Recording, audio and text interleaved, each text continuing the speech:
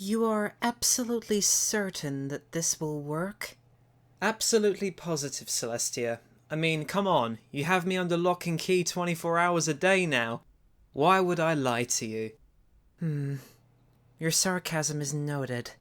So, describe this to me. This is a washing machine? Yep, just like it says in this book here. This will revolutionize equestrian hygiene, I guarantee it. But it does need the royal warrant before it can be sold, so I was wondering, considering I've spent most of these past few weeks in a prison cell, I could maybe help you revolutionize a few things in equestrian hygiene and clothes washing? I suppose you are correct. So, what exactly do you want me to do? Well, considering you are, well, an alicorn, you might be the best pony to test this out. Oh, I understand. So if I manage to do this, any pony could. Exactly, there you go, you've got it. Okay, so if you want to take the lid off first. Okay, then what? Okay, just climb inside. There should be enough room. I had Luna enlarge the interior for you. Alright. Then what? Okay, you see that little dial on the top there where it says temperature? I want you to turn that up to the maximum setting. Why the maximum? Well, Celestia, you are an alicorn. So if we test the maximum settings across all of the dials, if it works on you and you come out unscathed, it will be perfect for every pony else. Well, I shall give it a try. Okay, select the bubbles option there. Alright, turn it to bubbles. Now all you have to do is press that button and you're ready to go. Very well, I shall entertain your idea. Would you mind reading this book to me while I, go through whatever this machine is supposed to do? Of course, Your Highness.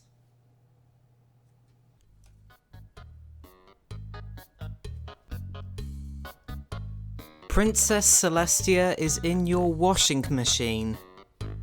By Grand Moff Pony. I've had just about enough of this. Actually, no, scratch that. I really, really have had enough of this. I thought things had normalised. I thought we had reached an agreement, a mutual understanding, a peace treaty of sorts. I would continue to provide strawberry Fanta and Snuggles in exchange for Celestia's promise to refrain from commandeering any more household staples, or conjuring unannounced teleports of government employees. Cindy, for her part, agreed to live with the entire situation in exchange for immunity from future teleportations, and a guaranteed date night with me every week. I originally had demanded clean, breathable air at all times as well, but I had to drop my ban on access to my computer to get it. In my own defence, I really didn't want to give in on that, but it's really hard to argue with a creature who can literally bring the sun down on your head. But the deal was made, and for the next 3 months, things had mostly returned to normal. Well, as normal as it can be with a magical alicorn from another universe living in your place, anyway. But then, today happened. Woke up late, rushed to work without my morning coffee, and was immediately dragged into hours and hours of useless meetings that accomplished less than nothing. All of that sucked, of course, but it was nothing compared to the scene that greeted me when I walked in the door. My entire home was flooded with bubbles. Not just a few, but tons of them, and they were everywhere. And I mean it, everywhere. I stood there for a moment, just taking it all in.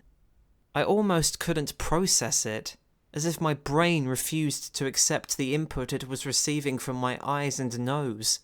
But no, that was definitely a sea of bubbles crawling across the living room floor, and that was definitely the smell of soap flooding my nose. After what felt like an eternity, my brain clicked into gear again, and the reality of the situation hit me all at once. Where there were bubbles, there had to be water too, and if it wasn't stopped soon, the apartment would be totally flooded out. I slung my work bag onto one of the coat hooks attached to the adjacent wall and began wading my way through the living room. Mounds of bubbles exploded around me like piles of freshly raked leaves as I high-stepped across the room. Hey, anyone here? Hello? I continued picking my way through the room, calling out in between muttered curses at the soggy mess that my shoes and pants legs were becoming. Anything I could reach was moved to higher ground, or unplugged for the time being. Wayne was going to freak out as it was, but he'd go nuclear if he came home to find his new 4K TV covered in suds. The sea of bubbles seemed to stretch in every direction, and showed no signs of slowing down either. Couch cushions became temporary walls, throw blankets became shields for electronics, and every towel in the linen closet became a makeshift levee against the sudsy menace. Hey, is anyone hit? A loud thump nearly made me jump. Huh? Another couple of thumps. The hell? Is that... A pause, then a few more thumps, these more evenly spaced than the last. The pattern was unmistakable now. Oh shoot, the washer! I dropped the towel I had been holding and sprinted as best I could across the house. I nearly lost it once I reached the kitchen. I flailed around, my well-worn shoes sliding everywhere while I fought for any kind of traction on the sud-covered linoleum. Finally, after nearly flopping on my face twice, I managed to grab onto the edge of the countertop and regain some level of balance. The rhythmic thumping noise finally stopped, only to be replaced by the sound of running water and a voice. I used to think you loved me, now baby I'm sure. I shook my head a few times and almost lost my balance again. Did I just hear singing? Yep, singing. In my laundry room. There were only two possible reasons for this. One, Wayne came home early, mixed all of his Red Bulls with the Kettle One I had bought last week and downed it while doing his laundry. Two, Celestia got it in her head to try and do my laundry as a ploy to squeeze more Fanta out of me. As it turned out, I was wrong. So very, very wrong. Princess Celestia was in my washing machine. And she was singing. Not that my brain really cared at that point. It was still stuck on the whole Alicorn Princess is literally inside the washer part. Water, suds, and off-key notes from Walking on Sunshine were flying in every direction while a trio of brushes hovered in the air around her. She launched into the chorus with gusto while her magic danced over the small control panel, pushing one button after another as the machine continued to churn away. I stood in the doorway and put on my best Angry Steve face. Oh, I can't wait to hear this explanation. Her left ear twitched a fraction of an inch. Yep, she heard me. She insists she has a perfect poker face, but I'm not about to offer up proof of the contrary, especially not when I'm standing in a good few feet of soap suds. She stopped singing, but continued to hum along as if nothing was amiss. A scrub brush whisked around into view and began scrubbing at the base of a wing. The last time some pony walked in on my bathing time, the entire city got to see what a pony looked like with no fur on its rump. It wasn't pretty either. I cleared my throat very loudly and rapped my fingers on the door frame. A few more seconds passed before Celestia finally turned enough to glance back toward me. Well, barge in on a mare's privacy and you didn't even bring any Fanta. And here I thought you knew how to treat a girl, Steve. I just stood there, gawking. Did she really just say that? If you stare too much longer, I might have to start charging you, she added with a smirk. That did it. Really, Celestia? Really? I should be charging you for flooding half of the house? There's soap and water everywhere! Celestia looked past me into the kitchen and frowned a bit before looking up. Oh, come on now, it's not that bad. Are you joking? I yelled. There's water up to the front door! In the hallway, nearly in the bedrooms! I darted forward and very crudely turned the washer's cycle knob to off. If I hadn't gotten home when I did, that Xbox you love so much would be floating right now. And I'm pretty sure that even a magical alicorn from another dimension knows what happens when water and electricity mix. She opened her mouth to respond, but shut it without a word. Now her left ear caught the slightest bit of droop at the tip. Okay, fine. I will admit that perhaps I should not have used whatever is in that blue bottle over there. I followed her eyes to a tall blue bottle that lay on its side on the nearby shelf. Celestia had apparently found the old bottle of Super Suds bath soap that my mum had sent in one of her many care packages, and by the looks of the empty, absurdly squeezed to the point of being crushed bottle, she had put every last drop into the washer. Great. Just great, I said as I buried my face in the palms of my hands for a moment. Having our clothes smell like jasmine and lavender for the next 6 months will be perfect. Well, you're always complaining about Wayne not laundering his clothes properly. So see, I did you a favour. Celestia clapped her hooves together, sending a puff of bubbles flying in my direction. Though really, I don't see why you humans can't just walk around without them. You already have skin, and some layers of fur in places, so what's the big deal? We've had this conversation 100 times, Princess. It's just the way humans are, okay? That's just the way it is. Celestia smiled again. That's what you said about pillows and bedsheets too. And look at you now. Pony pillows have taken over the world. And you don't even have to waste money on those... what do you call them? Dockies? Yes, those. Quite a useless thing now. Celestia raised a soap-covered hoof from the water and flicked a few droplets at me. One of these days, you humans might yet learn to just enjoy how nature made you. Hey, I only bought that one at a con, from a friend who needed the sales to fund his art schooling. Yes, I know. You've told me before, Steve. Though I have to admit, your friend's art was quite interesting. Upon my return, I'll have to inquire to Lunar about the flexibility of her dusk guards. My voice croaked, caught between a laugh and a frustrated groan all at once. Speaking of returns, Wayne's going to be home soon, and or rather, you, have to clean this place up. Celestia shrugged and floated the scrub brush onto the counter alongside the empty bottle of suds.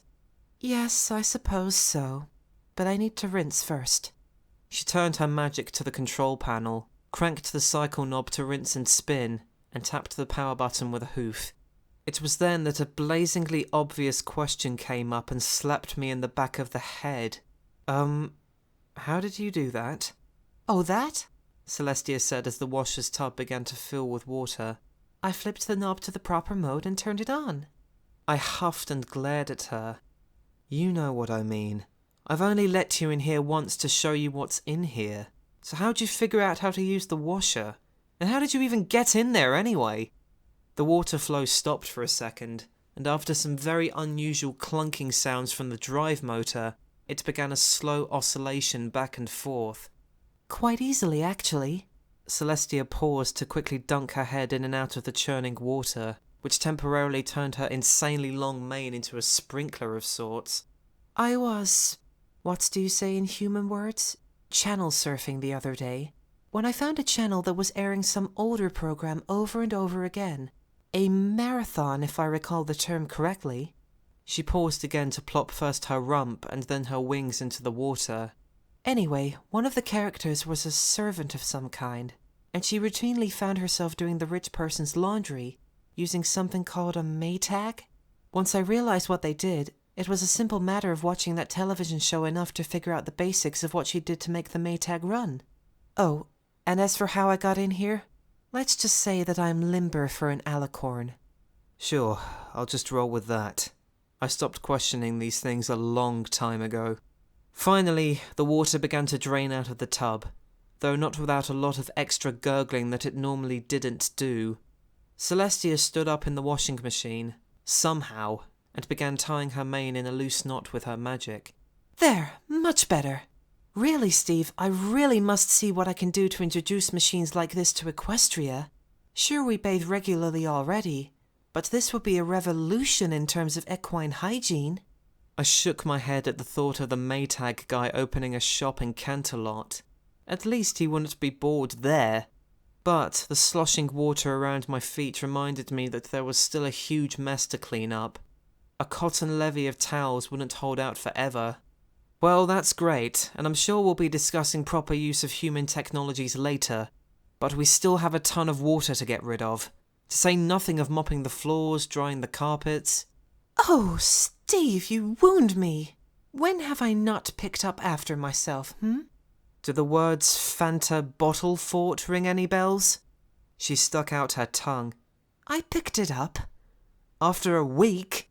It was a good fort. Twilight would have loved it. Okay, whatever, I huffed. Let's get this cleaned up. Wayne will be home soon. Celestia sighed and wrung out her mane with a bit of magic. Since you asked so nicely. Her horn blazed to life, and the kitchen was soon filled with a radiant glow. The water lifted into the air and began flowing backwards, coalescing into a ball of pure fluid. A wave of heat followed behind, drying out floors, carpets, and even the piles of soaked towels in seconds. By the time the last of the water had been collected, the pulsing orb had grown to be the size of 2 dodgeballs put together. All right, off with this then. A flash burst from the tip of her horn, and the orb disappeared completely. I just looked at her, slack-jawed. Dare I ask where you just sent all of that water? Celestia looked at me and grinned. I was meaning to reach out to Lulu today to see if she'd gotten over the little tiff we had a while back.